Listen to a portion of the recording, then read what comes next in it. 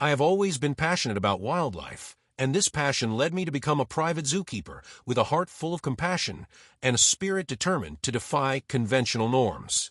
In the quiet suburban sprawl governed by a rigid homeowners association, HOA, my unique lifestyle was about to collide with inflexible regulations. Welcome to the channel. Subscribe if you don't ever want HOA to bother you. My days had been filled with the gentle hum of nature and the comforting presence of exotic animals, especially my beloved elephant, a symbol of both strength and serenity. When I first acquired the elephant, named Aurora for her graceful presence, I knew that my life would take an unexpected turn that few in the neighborhood could fathom. The elephant was not merely an animal. She was a living testament to my lifelong dedication to animal care and conservation, and she filled my heart with joy every day. Unbeknownst to many, my backyard had been transformed into a carefully designed sanctuary, complete with naturalistic enclosures and sustainable features that harmonized with the local ecosystem. Although I had secured all the necessary permits as a licensed private zookeeper, the HOA's strict policies on exotic animals were a ticking time bomb waiting to be defused. Rumors had long circulated among the residents about the oddity of keeping such a majestic creature within residential bounds, and those whispers eventually reached the ears of the HOA board. I had always anticipated minor pushback for my unconventional choice of companion, yet nothing could have prepared me for the formal letter that arrived one crisp morning. The document detailed an array of community guidelines and obscure covenants, each condemning the presence of an elephant in a residential backyard. I read the letter in disbelief, noting each clause that labeled my cherished companion as an illegal exotic pet, a term that seemed both ludicrous and profoundly unjust. My mind raced back to the countless hours I had spent ensuring Aurora's well-being, meticulously documenting every feeding, every health check, and every moment of gentle interaction. Every record and certificate I possessed confirmed that my practices were not only legal, but also in strict adherence with local wildlife regulations. The conflict was not merely bureaucratic, it was deeply personal, challenging my identity and the very core of my passion for conservation. I recalled the excitement of that first day, driving Aurora home in a specially modified vehicle, her calm eyes reflecting the promise of a better life together. That day marked the beginning of a transformative journey, one filled with both joy and inevitable challenges. In setting up a natural sanctuary in my own backyard, I had invested not only money but also years of expertise and a lifetime of dedication to animal care. Every inch of the enclosure had been designed with both safety and comfort in mind, ensuring that Aurora could roam freely yet remain secure. Despite my best efforts, the community had always cast a wary eye upon my sanctuary, whispering about potential dangers and disturbances.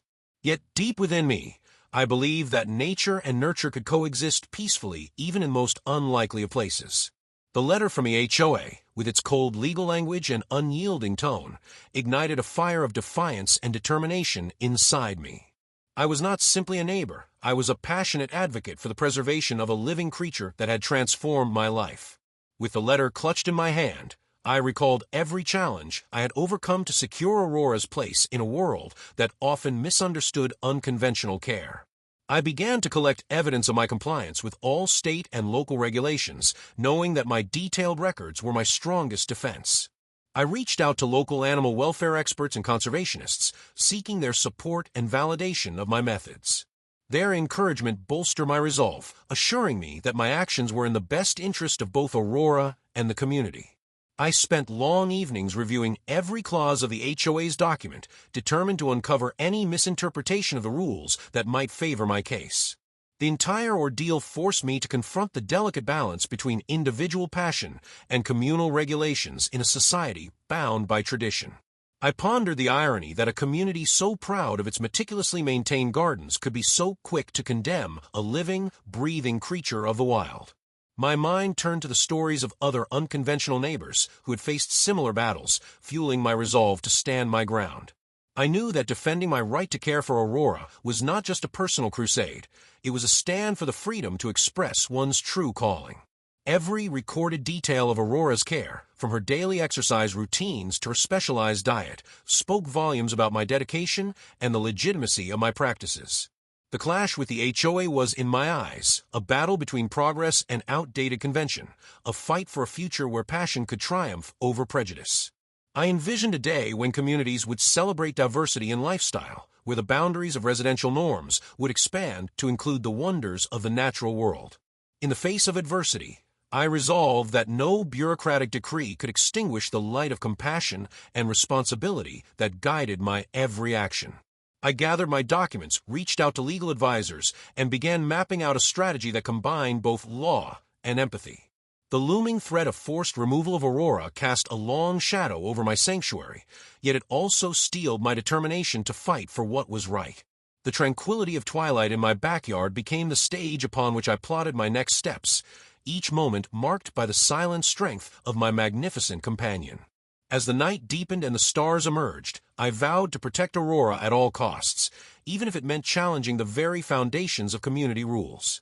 Standing beneath the vast sky, I realized that my struggle was not just for a single elephant, but for the fundamental right to live authentically and harmoniously with nature. At that moment, every heartbeat echoed the promise that I would persevere, regardless of the obstacles imposed by a narrow-minded regulatory board. The challenges ahead were daunting, yet they could not dim the radiant spirit of a man devoted to the cause of wildlife. And so, with Aurora by my side and a mountain of evidence in hand, I embarked on a journey that would test my resolve and redefine the boundaries of community living. The HOA's legal challenge soon turned into a full-blown media spectacle, thrusting my once quiet neighborhood into the national spotlight. I found myself at the center of an escalating conflict that pitted bureaucratic rigidity against personal freedom and the noble cause of animal conservation. Newspapers, television stations, and online news platforms began reporting on my unconventional situation with a mix of skepticism and admiration. Legal experts weighed in on the matter, debating the complex interplay between local regulations and individual rights as my case unfolded. I was invited to speak at community meetings and local forums, where I explained the history and necessity of maintaining my unique sanctuary. The press, always hungry for a human interest story, painted a vivid portrait of my passion for wildlife and the unyielding love I harbored for Aurora. Supporters from across the country sent messages of solidarity, praising my dedication and calling for reforms to outdated HOA regulations. However, not everyone was convinced. Detractors argued that my actions endangered community safety and undermined the pristine aesthetic of our neighborhood. The tension reached new heights when a group of concerned residents organized a protest outside the HOA headquarters, demanding stricter enforcement of community rules. Despite the public uproar, I remained focused on gathering every legal document and expert testimony to fortify my case. My attorney, a seasoned advocate for individual rights, assured me that we had a strong legal standing based on both state and local wildlife laws. In the midst of this turmoil, my relationship with the community grew more complex as long-standing friendships were tested and new alliances were forged. I encountered a mix of curiosity and hostility, with some neighbors offering heartfelt support and others casting cold, judgmental stares as I passed by. Every phone call and email became a reminder of how deeply personal and political this struggle had become, blurring the lines between private passion and public controversy. I dedicated long nights to preparing detailed presentations, organizing legal briefs, and rehearsing responses to probing questions from journalists. Each conversation with a reporter or concerned citizen was an opportunity to explain that my commitment to wildlife was not a rebellious act, but rather the culmination of a lifelong vocation. Local animal rights groups joined my cause, highlighting the broader issue of how outdated HOA rules can stifle genuine conservation efforts. They argued that my sanctuary was not a threat, but a beacon of hope, a model for responsible animal care in suburban environments. A series of interviews further humanized my struggle, with many sharing personal anecdotes about how witnessing my dedication had inspired them to challenge conventional norms. The narrative of a man standing up for his beloved elephant resonated with people who had felt constrained by oppressive community standards. Yet, as the media spotlight intensified, so too did the scrutiny of every detail of my private life and professional practices. Critics dissected every permit and every record of Aurora's care, attempting to find a flaw that would justify the HOA's actions. The legal proceedings commenced with a courtroom drama that was as emotionally charged as it was procedurally complex. I sat in the courtroom, feeling the weight of both public expectation and personal conviction as the judge meticulously reviewed the case details. Testimonies from animal welfare experts and wildlife conservationists painted a picture of a sanctuary that was both humane and rigorously regulated. Opposing counsel, representing the HOA, argued that no private citizen should be allowed to disrupt the community's peace and order. Their statements, while forceful, failed to sway public opinion, as many saw my actions as an innovative blend of passion and responsibility.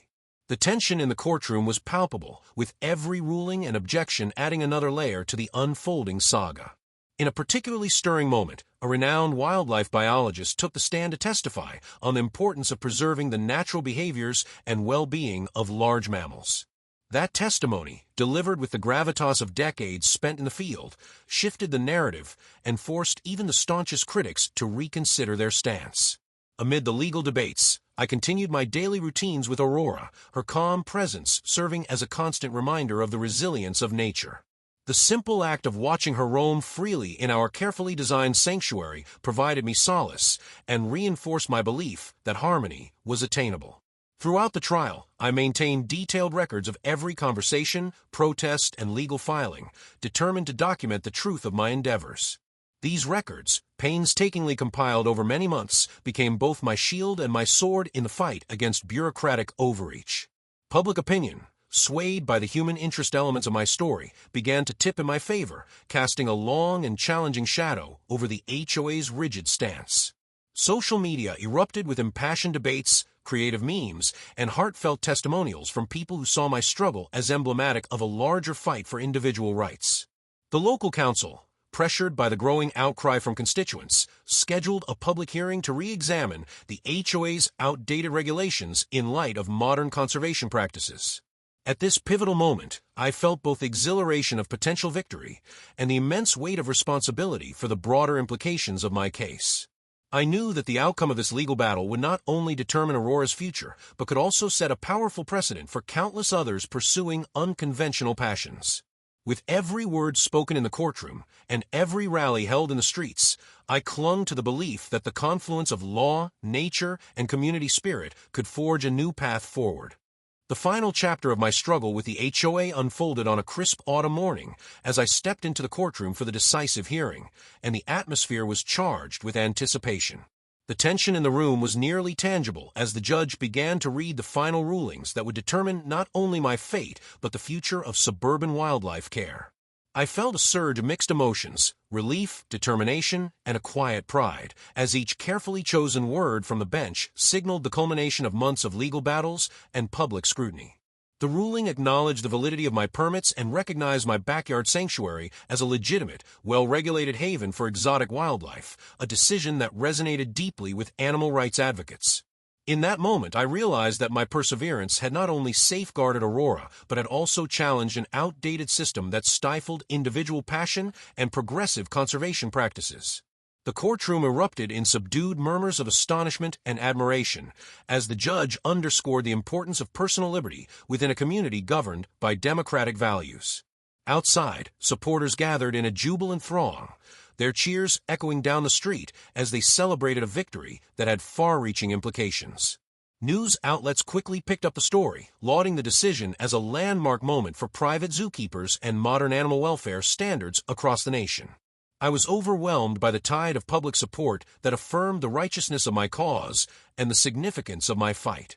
In the days that followed, the local community began to reassess its long-held beliefs about acceptable neighbors and responsible exotic pet ownership, prompting a wave of constructive dialogue.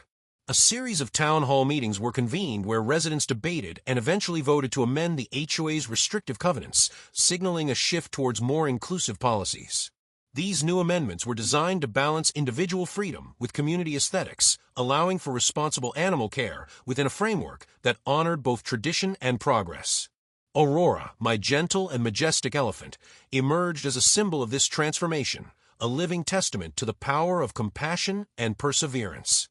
Her calm demeanor and graceful movements served as daily reminders of the inherent beauty in living harmoniously with nature. Local conservation organizations hailed the verdict as a turning point, marking the beginning of an era where innovative wildlife care could coexist within suburban landscapes. I was soon invited to lead workshops and seminars on the responsible management of exotic animals, sharing my hard-won insights and inspiring others to challenge outdated norms. What had begun as a deeply personal battle evolved into a broader movement that questioned and reshaped the status quo of suburban living. The legal victory was not merely a win for me, but a resounding affirmation of the belief that passion, when guided by responsibility and expertise, can overcome even the most entrenched bureaucratic obstacles. Many evenings were spent reflecting under the starlit sky, pondering the profound changes that had swept through my once skeptical neighborhood. No longer seen as an outlier, I had become a celebrated advocate for progressive change and ethical wildlife conservation. Letters of gratitude arrived from neighbors who once doubted my methods, now expressing admiration for my unwavering commitment to both Aurora and the cause. Local schools reached out, inviting me to speak about the importance of biodiversity and the need to embrace novel approaches to animal care. Young students listened in rapt attention as I recounted the challenges and triumphs of my legal battle, their eyes wide with wonder at the possibilities of a more inclusive future. The entire experience reinforced my belief that standing firm in one's convictions could catalyze meaningful, systemic change within even the most rigid communities. In the aftermath of the ruling, the neighborhood gradually transformed into a more open and accepting environment that celebrated diverse lifestyles and innovative ideas.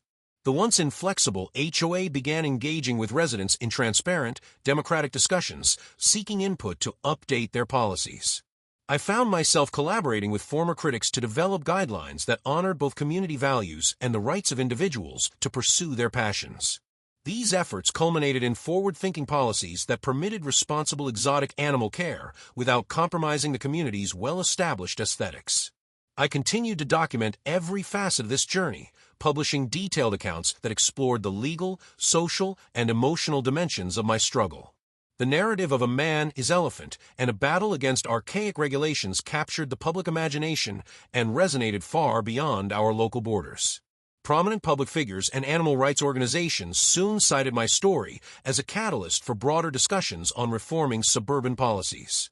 Documentaries, podcasts, and national news segments further amplified the message that compassion and resilience can indeed transform societal norms.